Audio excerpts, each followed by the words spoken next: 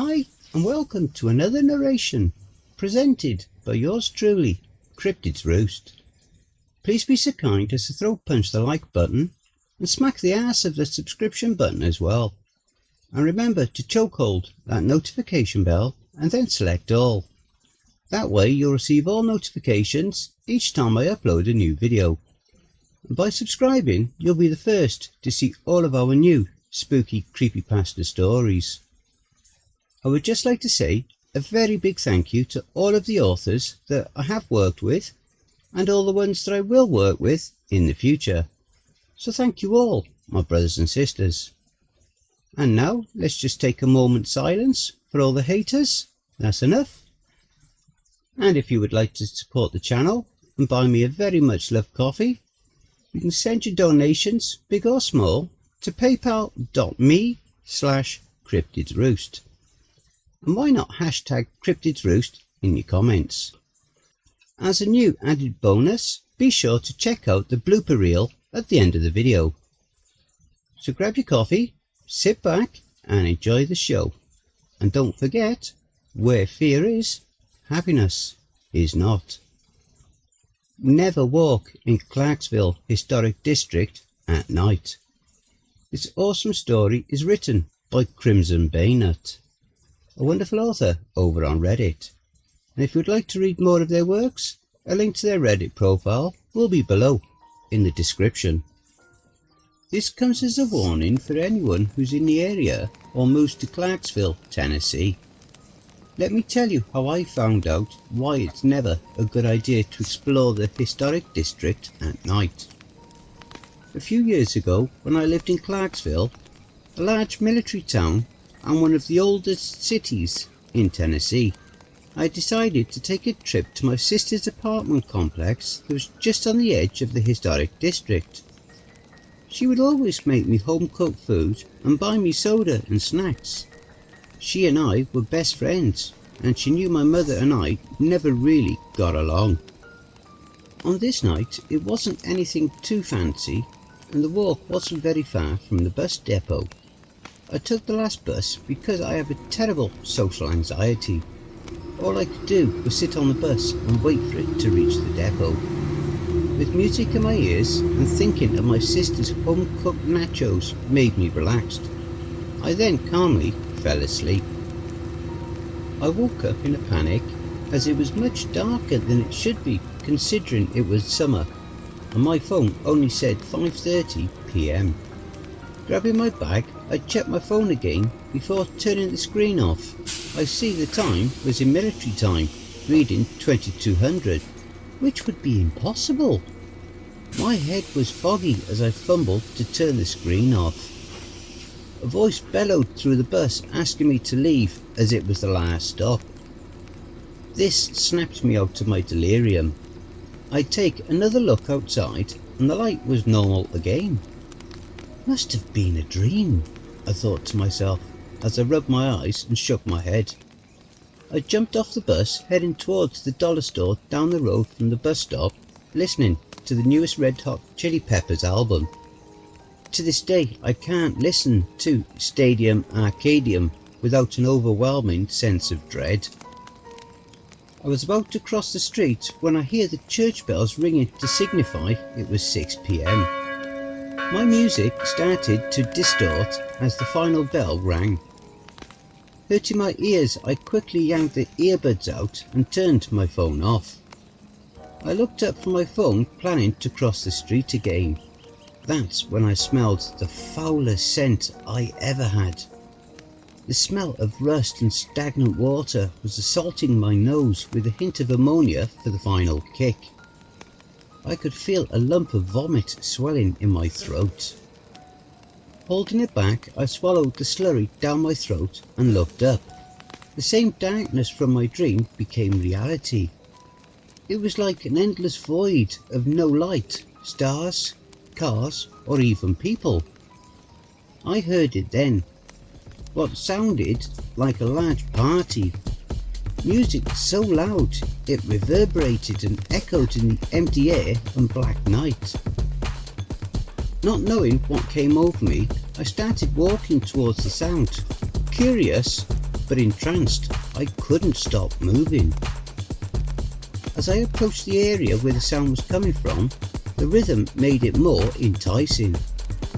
I nearly lost control of my body and mind, as if I was being led on a leash into a back alley leading into what looked to be a small nightclub. The smell knocked me out of the trance. It was then I saw them. Large, pale, no-eyed monsters with only a thin set of lips and a large maw smiling at me. I was terrified as the things stared at me. It wasn't just at me. It felt like they were looking into my soul, fetishizing about torturing me. The smell stopped and I was waved in. I didn't want to go in, but I felt dread just for the thought of declining. Inside this club, it was impossibly large. It felt as if there was no end in sight and no ceiling. Lights in it were dancing and twisting through a thin cloud of smoke. The smell was that of my sister's street tacos. How does this place know my favourite smell? Does this happen to everyone else? I can't shake this feeling of being trapped, as if I had no other choice. Looking around, I see twisted, inhuman creatures, each horrifying and equally grotesque. Although I was frozen in fear, I could see they weren't paying any attention to me. I kept walking silently and low so as not to bring attention to myself. Finding the nearest booth, I sat down and covered my head with my hoodie and popped my earbuds in to drown out the music. I can't help but feel those things were watching me, as if I was expected. It was what felt like a few days before something tapped my shoulder. I froze in fear. I didn't want to move. It walked around and sat in the booth across from me. I didn't want to make eye contact. It then reached out and grabbed my hand firmly, slowly sinking its razor-sharp claws into my hand. I winced and watched as he kept digging his claws into my hand. As soon as I made eye contact with the thing, it let go. I noticed no blood ran down my hand. The wounds were healing, and I felt no pain. I was still terrified as this thing laughed and told me to look around. Hundreds of blood-red eyes looked upon me. Why am I here? What do you want? All I could hear was a loud uproar form the group, except from the thing in front of me. I was finally getting a good look. It looked much like the doorman. Large mouth, sharp teeth, no other facial features like nose or eyes. Skin was pale and cold. His breath smelled of ammonia and decaying flesh. Wearing what looked to be a bowler hat and a suit with a grey tie, this thing yelled, silencing all of the other guests, causing me to cover my ears in pain. It felt like I was going to implode. I then looked at this thing. He opened his mouth and smiled. I then heard his voice in my head. Don't be frightened, child. You are but a guest in my domain. I welcome you. A wave of calm rushed through me. It felt familiar, but the unease was still there. I didn't even speak before he cut me off. No. I looked puzzled and asked, "No, what?" He smiled another toothy smile. I know what you were going to ask. I say no to save time. I can see your soul. It's different, but easy to read still. You were going to ask if I'm going to harm you, or something along those lines. Hence my answer. Shocked at the thought. "So you know what I'm going to say? Can you read minds?" The creature smiled and laughed. No, I can see many futures based on the souls in my domain. I see, hear, and know all that goes on in here. All pasts, presents, and futures. An infinite set of timelines, winding and twisting. All of their stories I can read and change. But yours... He paused, pointing at me, waving his long finger.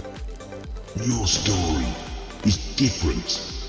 I can't edit your story, or see your future more than a few seconds ahead. Who are you? I asked, shakingly. I am owner and creator of the void, God's blind spot. Sin, primal urges, and dark fantasies exist here. Some call me him, others call me Sin. My name is he who brought the dark. You, my friend, can call me Void. You see here, Cryptid's Roost, I know what you are. You are watching us, reading this man's story unfold in front of you. Does this entertain you? Does this frighten you? I look in confusion. That's not my name. Who are you speaking to? I say slightly, under my breath. He then snaps his head back at me. I get my layers of fictional stories mixed up. I apologize. Where was I? Oh yes. Right now, Tim, you're in God's blind spot. No one can harm you here, but me. If I wanted, that is. I asked nervously. I need to leave. My sister is waiting for me. Void let out a bullish laugh. This place is outside and above the concepts of space and time, young man. No time would have passed. He sighs. You may leave. I got what I wanted out of you. Why don't you warn people of this area? It'll bring their stories to me. I'm starving for a good story. He grins as he looks into the sky. While this thing was looking into the air, he said, Soon I will wreak havoc on the world above. Beg that I succeed, for I have seen the throne of God, and it was empty. Everything turned black, as the oceans of what he said reverberated in the never-ending void. I felt as if I was falling into what? I'm not sure if there is an end. I was then rocked by my sister screaming my name. Thank God you're awake! I've been worried sick. I was going to meet you at the bus stop. You looked like you was about to wake up, but went straight back to sleep when I called your name the first time. I can't remember much after that. My brain isn't able to remember the rest of the weekend. It's as if there's a block, like. I got home without any issues, but the thing I spoke to is still in my head, watching my every move. I see you reading. Are you having fun? Tim brought you to me. Your story will be delicious. I can taste your fear. I can smell your salty breath. I know you can see this. I can see you. Come closer. Look into the void. But remember, as you stare into the void stares back. Don't fight this. There's no reason to. I am everywhere, in all possible axis of imagination. God has left you, child. Remember, I'm always watching, waiting for the next time you sleep. And remember too. Wait, what was I thinking about? Oh yeah, this comes as a warning for anyone who's in the area or moves to Clarksville, Tennessee. Let me tell you how I found out why it's never a good idea to explore the historic district at night. I hope you enjoy following Blooper Reel. As a new added bonus, As a new added bonus, be sure to check out the blooper reel at the end of the video. I take another look outside and the light was normal again. I jumped off the bus heading towards the dollar store down the road from the bus stop. Listening to the newest Red Hot Chili Peppers album. Start again. I jumped off the bus heading towards the dollar store down the road from the bus stop, listening to the newest Red Hot Chili Peppers album. My music started to distort. My music started to distort as the final bell rang. Holding it back, I swallowed... Shut up, Danny. Bloody dog. Holding it back, I swallowed the slurry down my throat and looked up. I heard it then. What sounded like a large party. The smell knocked me out of the trance.